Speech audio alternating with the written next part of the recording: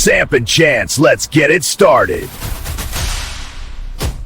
Hey everybody, welcome back to another episode of Samp Chance. I'm your host, Bobby Sampson, joined as always, my man with the master plan, ladies and gentlemen, Mr. Chance Michaels. How you doing? Chance, how you doing, brother? Doing good. Yourself? Not bad, man. We're trying something new here. We are trying out a new program. I'm not going to give it props yet. Let's just see how it all plays out and, see how this all works out. But you know what? New things, new beginning, brand new year, 4 years into the bag. So yeah, let's just step up and see what we can get going here. But dude, we got Elimination Chamber coming this weekend, man.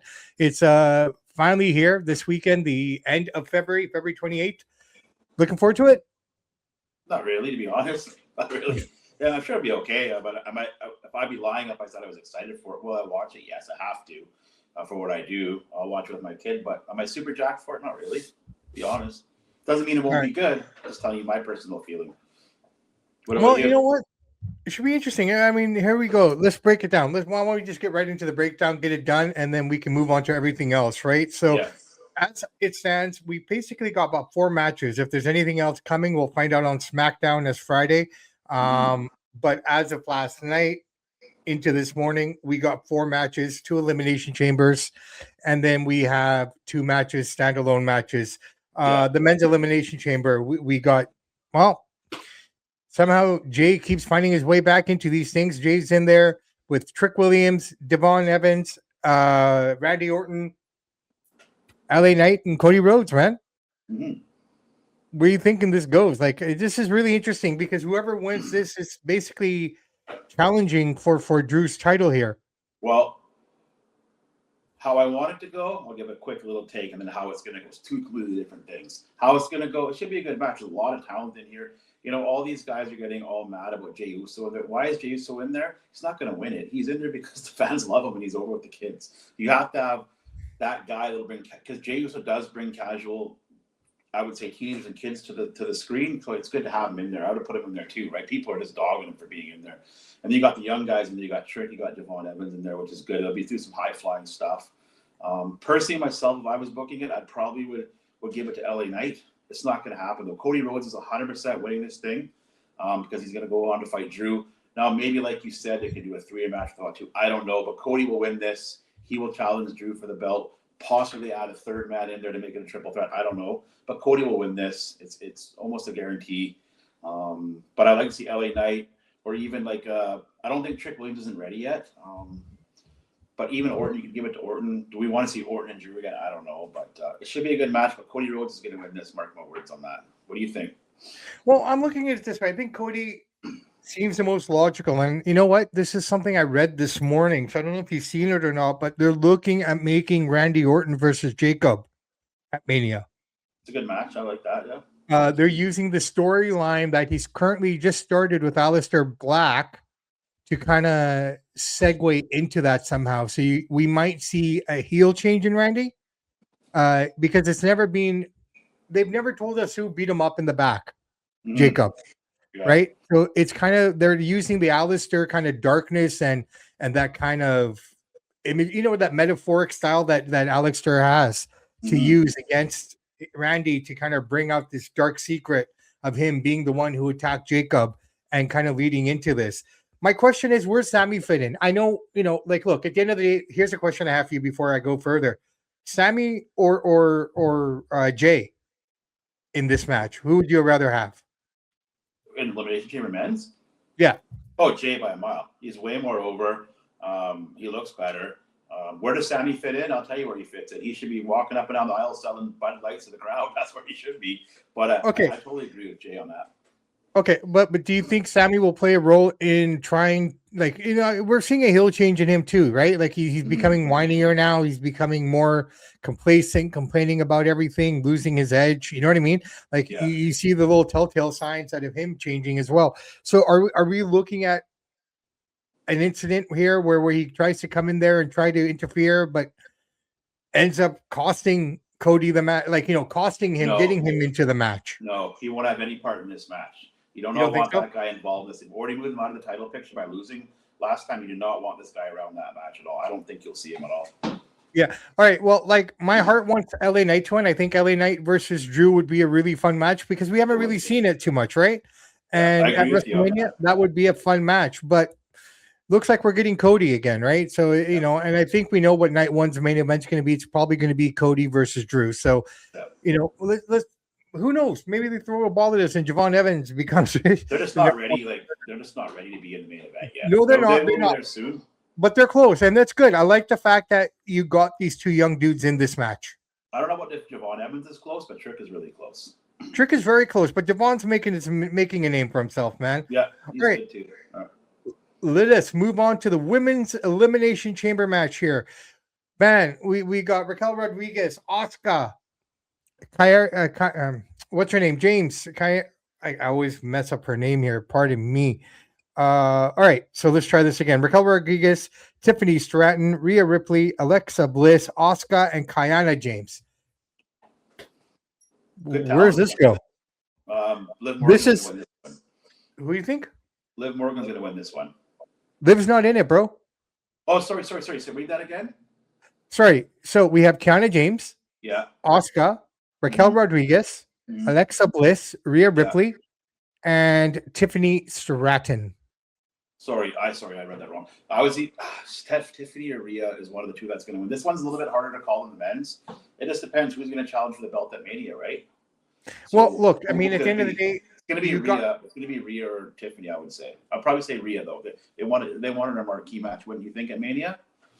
Well, Rhea's got the tag team titles to deal with too, right? Io's not in it, so I have a feeling that I think Rhea and Io are probably going to defend against Nia and Lash at Mania. Could be. I have a feeling that's the direction that's going to go into, so that takes her out of the picture. I don't know if anybody really wants to see a Tiffany Stratton match again. I mean, I'm kind of leaning, honestly, to either Asuka or Raquel. You don't think they'll give it to Alexa Bliss? Bliss is up there too. Bliss could be one too. Like out of those three, I don't see Tiffany winning it because Tiffany hasn't really done anything since she's come back. And to put her back in that position against, you're just regurgitating a match. If you want to give someone an opportunity, you give it to Raquel Rodriguez, in my opinion. If you want to start bringing Alexa Bliss back up into it all, and start promoting it, you could get a great program post WrestleMania with her and Charlotte for this strap, right? Yeah. So, this one's a little more tougher to call than the men's is pretty clear cut. It's Cody Rhodes, which to me takes away from the men's match because we all know who's going to win it. They fight Drew. There's no element of surprise here. So, that's one thing I don't like about the men's match. This women's match is more intriguing because it could be 2 or 3 different women that you could go with. We know for sure Cody's getting it. This match has more appeal, I would say. Just for the element of surprise. Okay, so who are you going with, sorry? Honestly, dude. I tell you what, man. Let's go. Pick two. I'm gonna go Alexa or Raquel. I'm gonna go with Tiffany Stratton. This one could go either way. See, I'm thinking Tiffany Stratton is the most logical choice because Jade took it from her. Yeah. And you have that rematch there, and Tiffany's proven she's done great work at WrestleMania last year, right? Mm-hmm. So the girl can move. I can appreciate that, but I don't know, man. I keep I'm looking at Tiffany for Elimination Chamber. I'm going Cody with men's. Those are my 2 picks. Not that I'd pick it that way personally, but I ain't booking, so that's just what I think. I think the booking might be right, but I'm going to go Cody men's, and I'm going to go Raquel on the girls' side. Yeah, I hope so. Yeah, the next see a change. It'd be nice there. Okay, so now on to the 2 single matches. It looks like husband and wife are both competing in either one of these matches. The first one, World Heavyweight title on the championship on the line. Punk versus Finn Balor. Punk's going to win. Oh, yeah. But my whole thing is why do this match? There's no point of doing it. Why? Because you need something there because, there's really nothing going. You don't even have either championship really being defended here. Drew's not defending it. I know, but right? I know, I get that. I understand they want to have a belt on the card to make it solidify the card. I understand that. But this is a rush feud. His feud with Roman Reigns, but I don't think it's a rush feud though, bro. I think they've been going back and forth for the last month and a half. So the match works. But but it's no real emotion. It's just like throwing this match together just to have a match. You already know you're fighting Reigns, so why have this match in between? The story is that Finn lost at home. He lost in Belfast. That's if we're looking at the story, okay? The story is this: he lost at Belfast. He was a fan favorite in Belfast. Obviously, he's at home. Yeah. That totally makes sense. He comes back the next night and just destroys the guy. Just destroying his ribs and whatnot. That builds it up.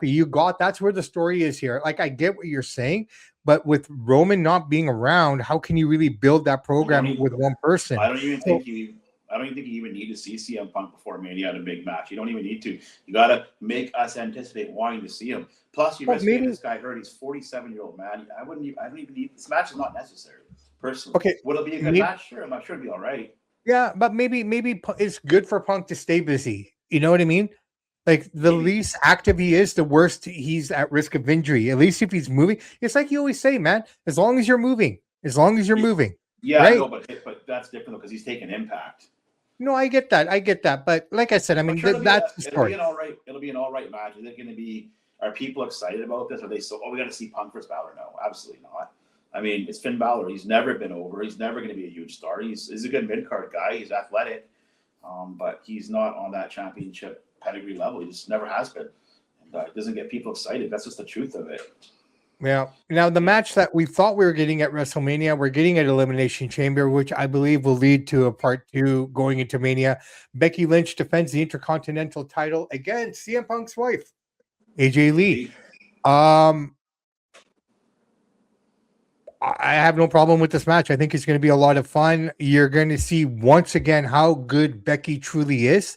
Because, I mean, I think AJ's good, don't get me wrong, but Becky's going to carry this match for most of it, man. That's what I'm looking for. What's Becky going to do to make AJ look good? That being said, I think AJ wins, which will lead us into that Mania match. You think they're going to go husband and wife as champs?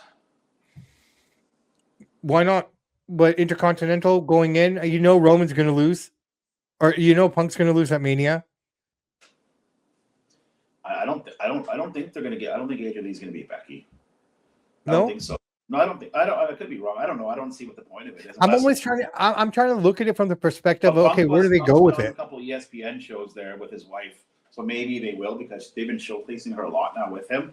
So it's possible, but I don't see why you need AJ Lee to win. Here's the thing about a guy like CM Punk. He like that promo on Raw yesterday was one of his worst. It's just the same old whiny thing. He's a part-timer on this and that. Well, your wife's a part-timer too, and you want her to have the belt. The guy is a walking contradiction. So I don't know. So that match is hard to call. I still think Becky takes it though. But possibly. That's the beauty of it. I don't know if we'll see that. We don't know that if that's for sure at Mania. We don't know, right? Well, like I said, that was slated for Mania, but they're giving it to us before that. So, I mean, who knows what they're thinking here right now, right? Yeah, you could be right. This match is 50-50. I really don't know, to be honest. I mean, I think Becky wins, but I'm not 100% sure of it. Okay, so guys and gals, that's Elimination Chamber wrapped up, man. That's basically what's going on. Also, man, I think by the end of the month, the vision will only be Paul Lee, man. Like, everyone's injured, legitimately injured. Last night, Bronson Reed messed up his bicep. He's out now. Yeah. So you got Braun Breaker on the shelf. You got Seth on the shelf. I'm only throwing Seth in there, for whatever. And now you got Bronson out. You're left with 2 guys in the vision.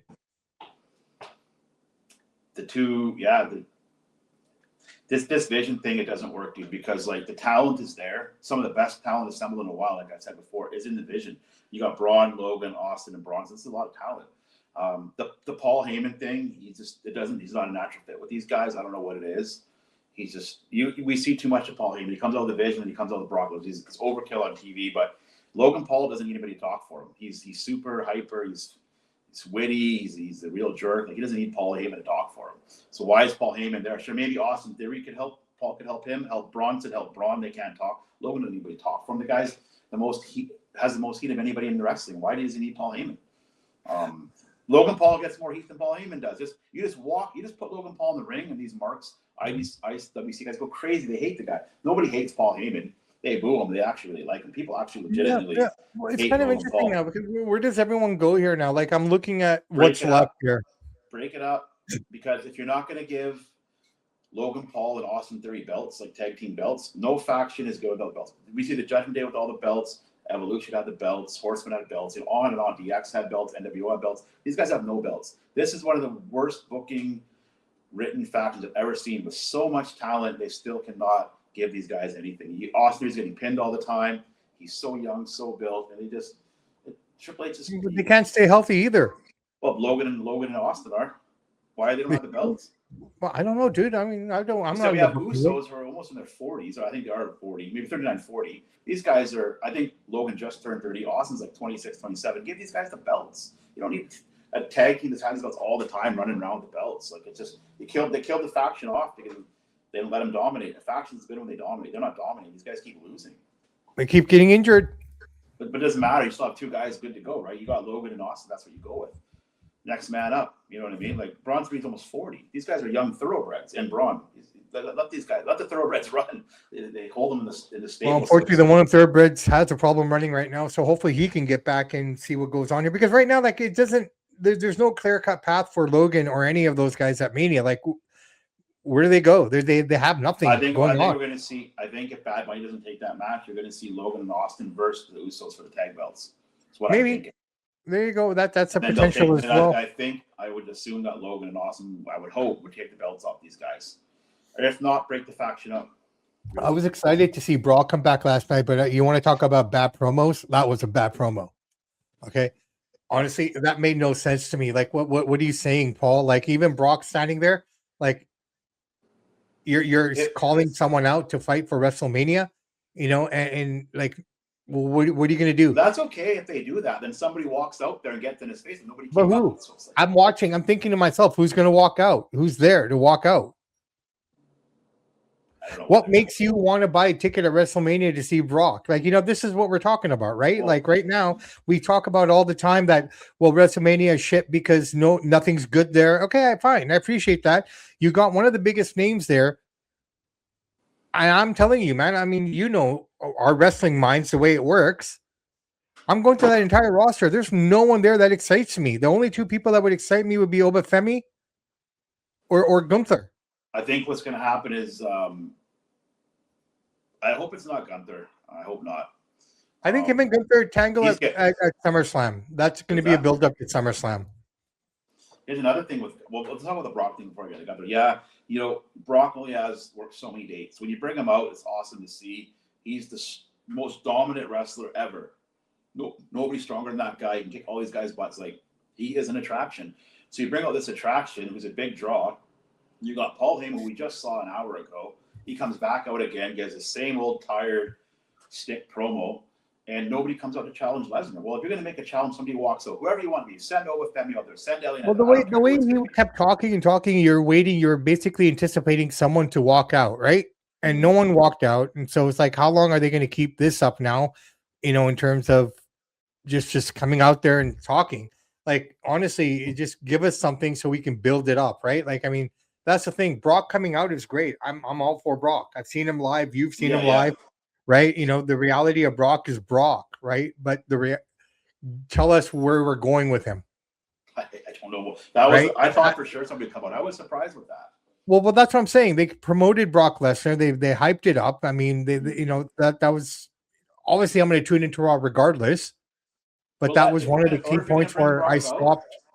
And even if somebody doesn't come out to challenge him, let him go beat somebody up in the back. Somebody walks by and throw him like a ragdoll. See Finn Balor toss him like a little kid. Like, do something. You're the beast. You're going to kick butt. Brock is an ass kicker. He's not there just to stand there and waste him. That was a total wasted time. Why even have him in Atlanta? I think the reason why they brought him to Atlanta, that didn't sell out.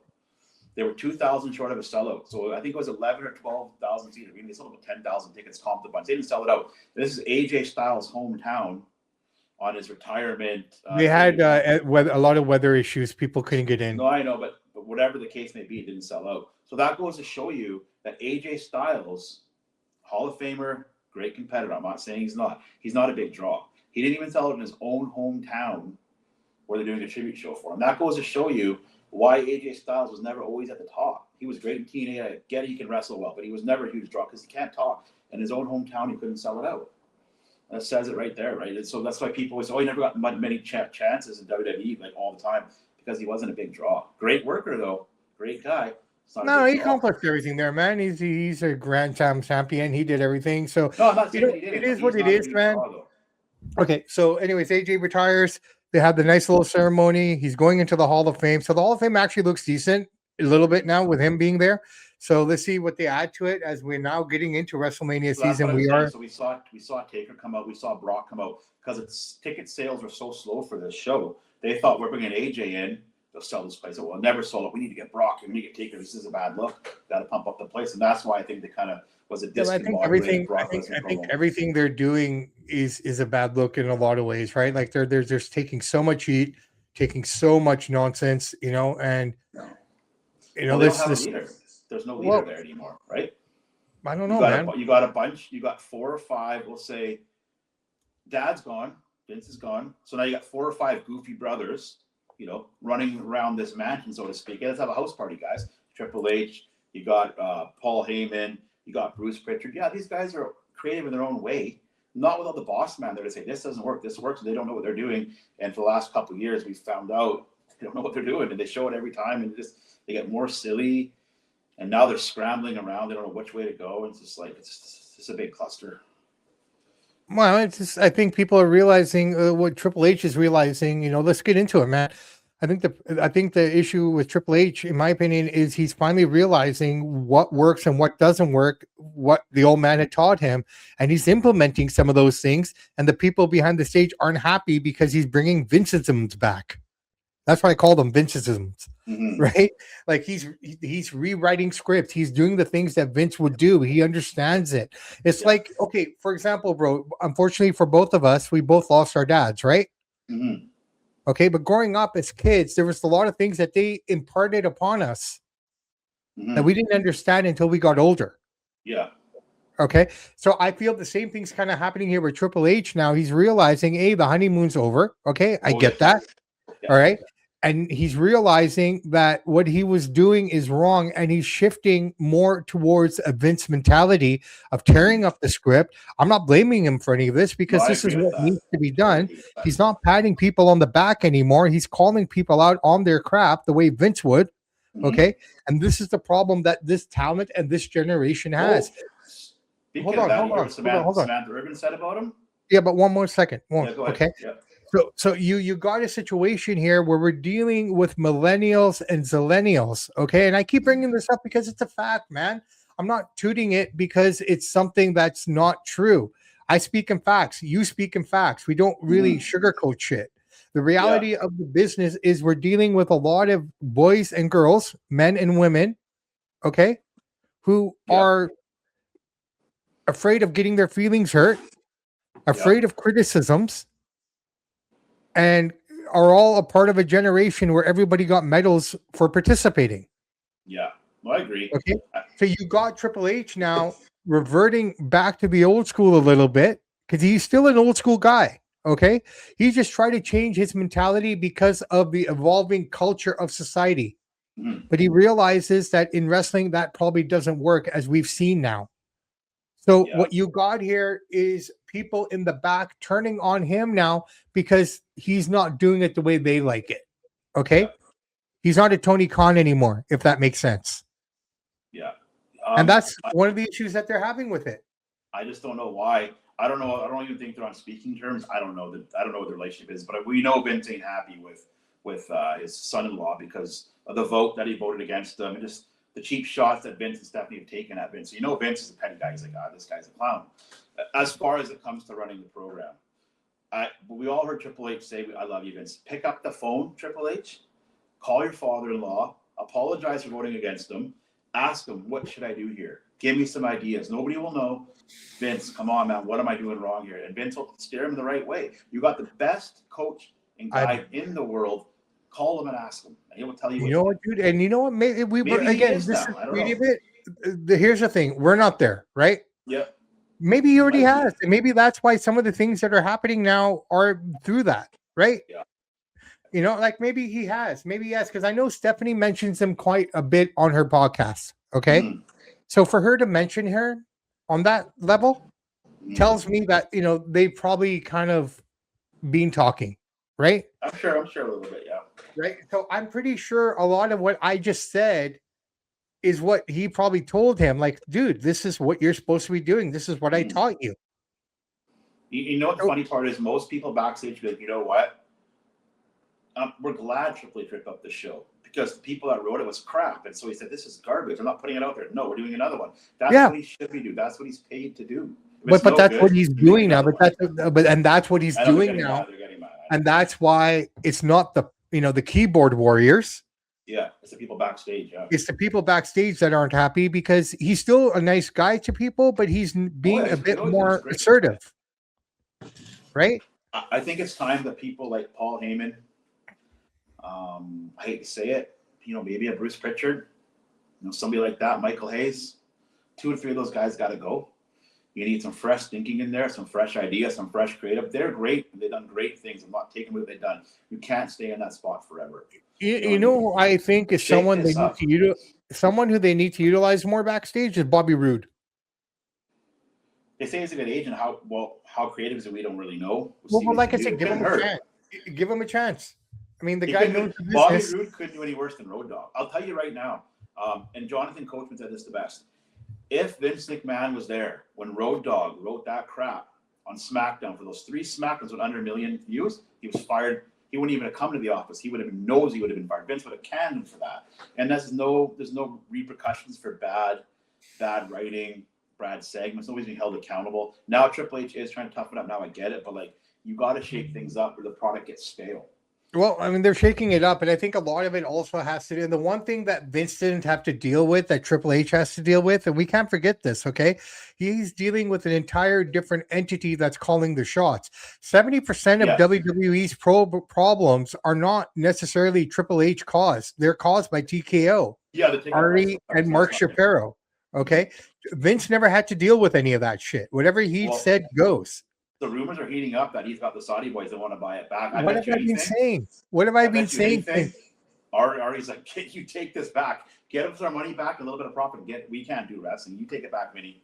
They're making look. I looked it up last night. Okay, I looked it up. TKO is sitting on about $3.8 billion worth of debt. Okay, that's from buying WWE. That's buying UFC. You want to throw Zuffa in there too? Probably to a certain extent, okay, because they were promoting the shit out of on Raw last night. Did you see that? I did. Yeah, I saw that. Right, they're promoting the the Pacquiao fight. Yep. Right, so you think, okay, that's a TKO thing now.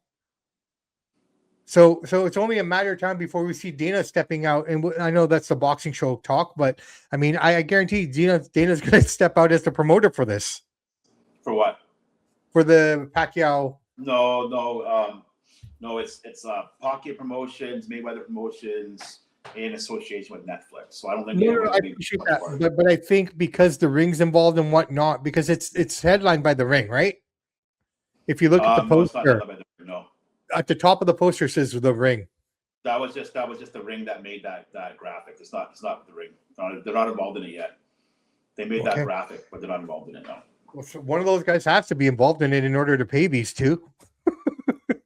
Yeah, I'm not sure how they're all going to do it. They're working on all the details of the contract, but the fight is signed. It's going down to Saphir. It's going to be it's going to be sick. It's going to be sick, man. Okay, so anyways, that's that. So I have to bring up one thing before we go into AEW here. I was listening to the Professor and the Samp show. I watched the first 20 minutes of it, and I heard something that I thought was one of the, to put it nicely, one of the craziest takes I've ever heard you two guys say. Do you know which part I'm talking about? Well, who said it, me or him? Both of you guys. What?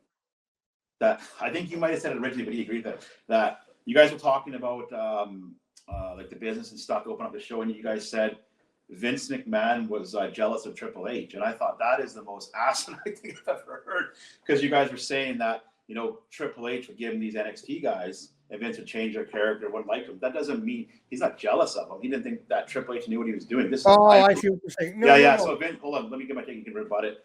Vince is not jealous of anybody. So then what Bear was saying. No, hold on, let me finish it. Then you can say it. So then you guys said, well, Sting came there. Vince McMahon's not jealous of Sting. Vince McMahon looks at it this way. This is WWE. This is where the big boys play. Okay? Sting, you're going to come here. I don't think you are as big of a star as you think you are. So you're going to lose to Triple H. We're not going to book you that great. We're bringing you here, but you're not my guy. I didn't think you were as good as the guys that I've had, Rock, Austin, all these guys. That's what it is. For Vince to be jealous of Triple H, who's running NXT, and then when Triple H had the heart thing, the reason why Vince changed the look of it, the colors, because he thought he needed an upkick, right?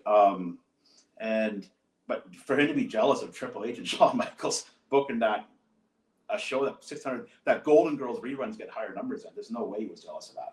If he was, he just would have fired him. That's my take. So I had to bring that up because I thought that was crazy, personally. Right, so you're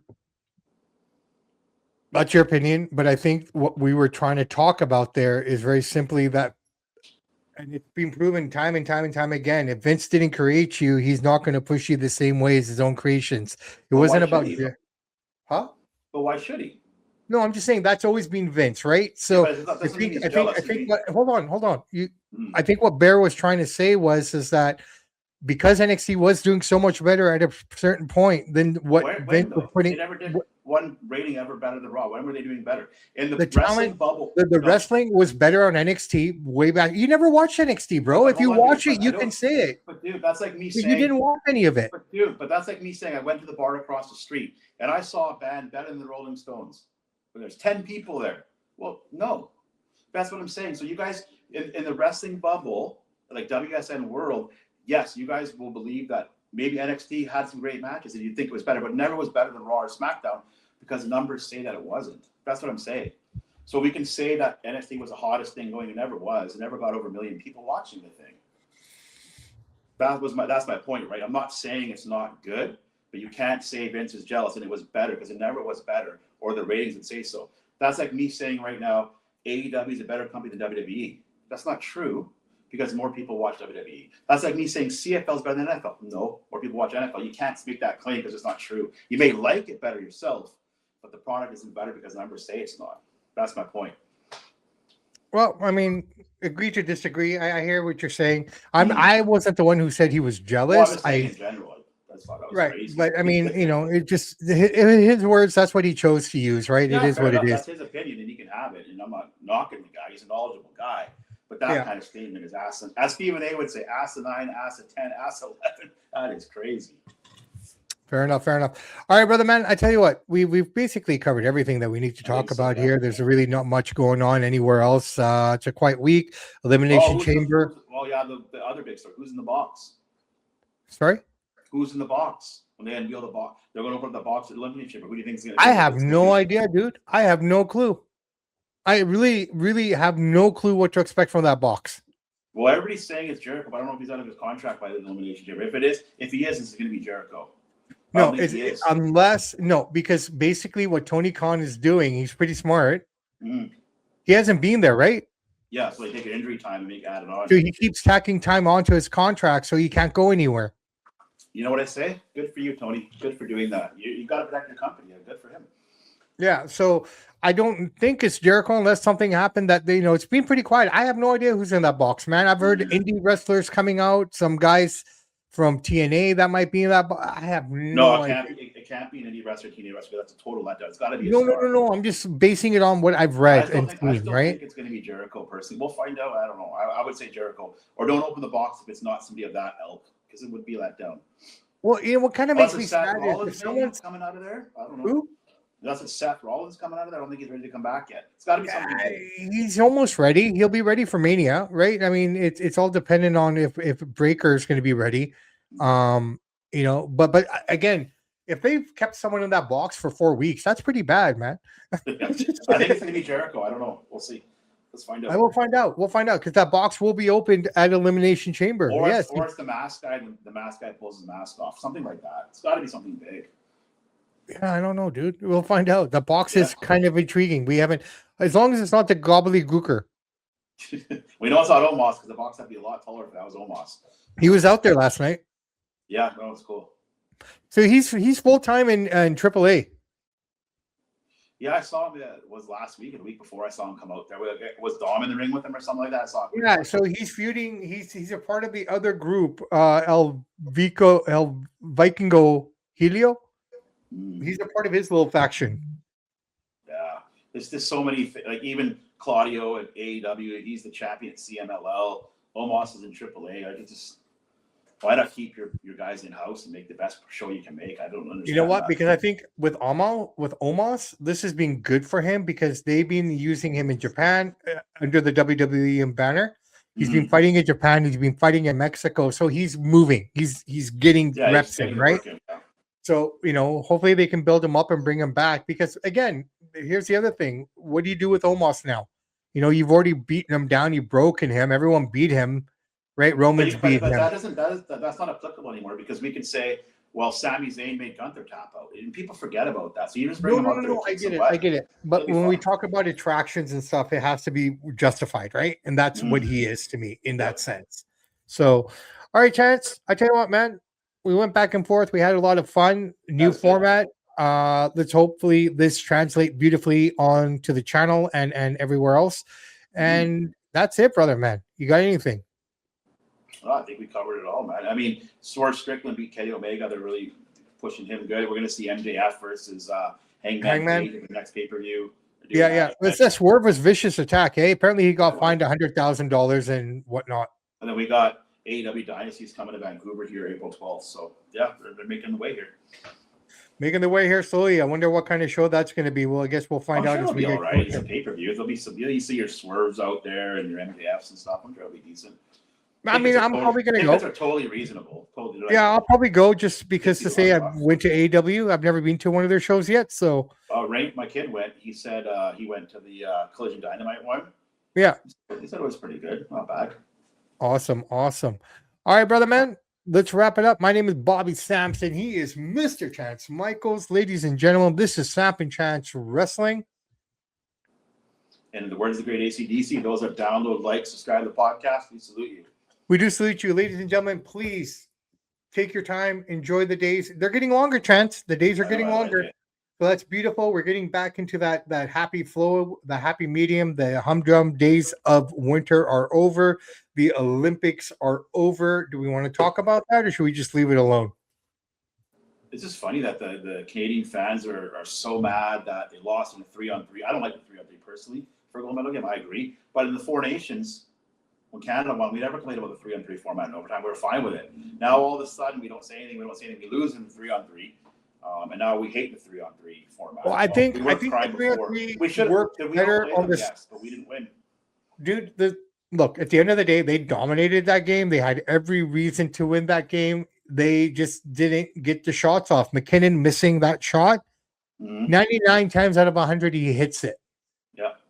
Right? This is hockey gods here. You got to be Canadian to understand the hockey gods, States right? got us back, man. It's funny. I was talking to one of my buddies, and he even said before the game, he's like, I think States went overtime. Because the last time we played them, we barely beat them. We won the Four Nations. They came back. They barely beat us. We're neck and neck. We dominated. Yeah. We had the better players, yes, but they found the way to win, and we didn't. And it sucks. I think 3-on-3 works on NHL ice. It doesn't work on Olympic ice. It's way too much room. Well, they should have kept it 5-on-5 until somebody played. Ideally, in a perfect world, like, look, I'm not complaining. Canada lost. They lost. That's plain and simple. What can you do, right? You go back to the drawing board. Was Tom Wilson necessary? You brought that guy onto the team for one game, and that was that game. That was his main purpose of being on that team. And the American women beat us too in the gold medal game. They kicked our butts. They kicked our butts in the prelims, and then they, Canada again. Just it's Canada, man. Canada breaks our heart. What can we say? Yeah. Right? Yeah. I mean, Canada, England always breaks my heart, especially England, more so than not. Well, in international, they never come through. Right? That's what I mean. So, it's like the Canucks, constantly breaking your heart. Well, I'm not really a Canucks guy, but I know what you're saying. Yeah. Neither am I. They let you down, but yeah, I get you. Okay, before we break, I'm going to put you on the spot. I asked you this off the air. I'm going to ask you on the air. Is McDavid a choke job? I know I'm questioning it kind of hard. I think it's a harsh question. No, it's not. He's the best player in the world by far. It's not even close. He touches the puck. He's absolute dynamite. But the problem is that the Oilers lost the last 2 Stanley Cups back to back. He couldn't find a way to get his team over the hump. Now you can say Ford has more talent. You got to find a way. Now here we are. He did win the 4 Nations, but here we are in the Olympics. He tried. He made all those breakaways. Hellebuck made a nice save on him, but McDavid, great, one of the most talented players you're ever going to see. Is he a great leader vocally? I don't think so. He has to find a way to make these guys believe in him even more than they do now and find a way to win, and he didn't do it. So I wouldn't say he's a choke job, but he's right on that cliff of it. He's got 1 foot over the cliff and 1 foot on the ground. Well, dude, every game, and Lemieux found a way to win. Dude, every game in that tournament, Crosby found a way to win. 2010. Anyways, the missing Sidney, do you think that hurt him? Missing Josh Morrissey on defense, do you think that hurt him? Sidney hurt him from the leadership role, the vocal. I've won the Stanley Cups, guys. I won the gold medal. I played with Mario Lemieux. Wayne Gretzky's my hero. Like, he has that leadership quality. Or McDavid is, he obviously is way better player. He's 10 years younger, but I think it would have helped them. Maybe get something whispered in somebody's ear on the bench to pump somebody up. Even Devon Taves from Abbotsford in front of the net went to put it in. Hellebuck jumped across, hit this on a stick. Like, they had so many chances. Like, McDavid's got to find a way to win something, though, or it's going to haunt them. Should McKinnon have been the captain, or should have McDavid been captain after that? I would have put it on McKinnon. I would have put it on McDavid because the way he leads with the player, he's amazing to watch. But but in terms of would have mattered. In terms of knowing how to step up, McKinnon stepped up in the Stanley Cup and won it for his team. Yep, he did. Yep. Right. Anyways, that's neither here or there. That's just Samp Chance. That's a fair question. Yeah. All right, guys. So we go off on a tangent here and there once in a while, but listen, Samp Chance Wrestling. We have the Elimination Chamber this weekend, so guys, tune into that. Enjoy it if you can. If you don't, you don't. It is what it is. That's the beauty of it. It's all about perspective, right? Sometimes these shows that don't look that great on paper are the best shows. We don't know. We'll find out. We'll find out. We'll find out this weekend. When you know what? I'm excited now because what's in that box? We'll find out. That's the best part about this show. Let's see. We'll get something good. Well, like I said, we don't know really what's going to happen in the women's chamber. If you had to put a gun to my head, I would say Jericho. But if it's not him, then I couldn't tell you. I have no idea. It could be anybody. Yeah, well, that's what we'll find out. All right, ladies and gentlemen, I'm Bobby Sampson. He's Mr. Chance Michaels. Guys, just live your life. Be the best you can. Like I said earlier this week, be the caterpillar, because a caterpillar has to go through so much in order to become that beautiful butterfly. And that's our lives. The harder we persevere, the harder we work, man, we'll turn into butterflies. It's just a matter of time. Samp and Chance are out.